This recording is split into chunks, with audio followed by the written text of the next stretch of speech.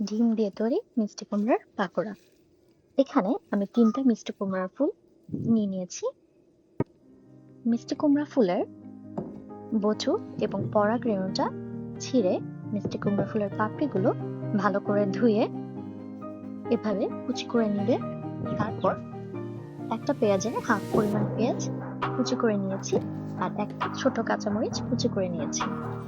এবার এখানে হলুদ গুঁড়া 1 চিমটি দিয়ে দিয়েছি, এরপর লবণ 1 চিমটি দিয়ে দিয়েছি এবং সবশেষে একটা ডিম ফাটিয়ে নিয়ে ভালো করে মিক্স করে নিয়েছি। এবার একটা প্যানে পর্যাপ্ত পরিমাণ তেল দিয়ে তেল গরম হয়ে আসলে এভাবে ছোট ছোট ভাগ করে মিষ্টি কুমড়া যে মিশ্রণটা সেটা দিয়ে দিব। এরপর ভালো করে এপিট ওপিট ভেজে নেব। প্রায় 4 থেকে 5 মিনিটের মতো সময় লাগবে ভেজে নিতে। ভাজা শেষ হয়ে গেলে গরম গরম মজাদার সুস্বাদু এই মিষ্টি কুমড়া ফুলের পাকোড়া পরিবেশন করে ফেলো।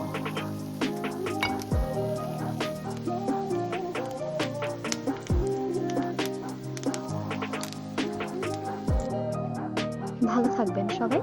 আল্লাহ হাফেজ।